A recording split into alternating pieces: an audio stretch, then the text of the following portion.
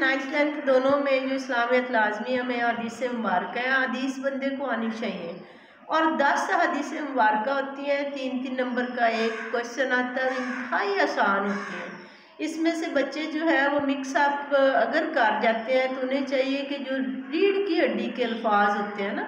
जो आपके पास वर्ड होते हैं स्पेसिफिक, जिन्हें देख के आप उस हदीस के एग्जैक्ट तर्जमे की तरफ पहुंच जाते हैं, उस पर फोकस करना चाहिए। प्लस लफ्ज़ी तर्जमा आपके माइंड में होगा तो आप उसका सही तर्जमा जो है वो कर पाएंगी, और फिर इन्हें आगे जो आपके तफसीली सवालात हैं उसमें भी इन्हें इस्तेमाल किया जा सकता है। अब हम अगर देखें पहली हदीस को,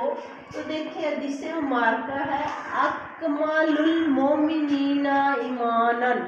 मोमिनीना मोमिनीन का, अकमलु मुकम्मल ईमान वाला, ईमानन ईमान वाला, अकमलु मुकम्मल, मोमिनीन में से कामल ईमान वाला वो है। आसानु का लफ्ज़ अच्छे के लिए होता है, बेहतरीन के लिए, आसानु खुलकन, जो उनमें से बेहतरीन इखलाक वाला, यानी यहाँ तक बात होगी कि मोमिनीन में से मुकम्मल ईमान वाला वो है जो बेहतरीन इखलाक वाला है।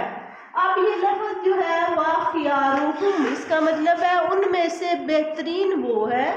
खियारुहुम जो बेहतर है, ली होता है के लिए, निसा औरत ही हम अपनी, उनमें से बेहतर वो है जो अपनी औरतों के लिए बेहतर है। मतलब पूरी हदीस का अगर हम तर्जुमा लेते हैं तो मोमिनीन में से कामल ईमान वाला वो है जिसका इखलाक बेहतरीन है, और उनमें से बेहतर वो है जो अपनी औरतों के लिए बेहतर है। तो ये एक हदीस है जिसका तर्जुमा जो है वो इंतहाई आसान है। ये हमारी जो आइली, आप ये छोटी सी हदीस मुबारक है, आमतौर पर मुस्लिम मुआशरा जो है उसमें ये बात पाई जाती है कि मर्द जो है उसने कोई काम कर दिया, थोड़ा सा औरत का कहना मान लिया, तो वो मतलब उसे हमारे मुआशरे में बेहतर नहीं समझा जाता, जो कि हमारे दीन का हिस्सा नहीं है। अब इस हदीस मुबारक की रूह से कि मोमिनीन में से बेहतरीन इखलाक वाला वो, बेहतरीन ईमान वाला, कामिल ईमान वाला वो है जिसका इखलाक सबसे बेहतर है, और वाह खियारुहुम, और बेहतर वो है उनमें से भी जो ईमान वाले भी होंगे, उनमें से भी अगर हम कंपैरिजन करें तो बेहतर वो है जो अपनी औरतों के लिए बेहतर है। इसका मतलब है कि औरत का जो भी रूप है, हुज़ूर सल्लल्लाहु अलैहि वसल्लम ने औरतों को बहुत ज़्यादा अहमियत दी, बेटी के रूप में भी, माँ के रूप में भी और बीवी के रूप में भी। ख़ासकर हज़रत आदम अलैहिस्सलाम के लिए हज़रत हव्वा अलैहिस्सलाम को पैदा किया गया तो जोड़ा बना और एक दूसरे के लिए तस्कीन का बाइस बने,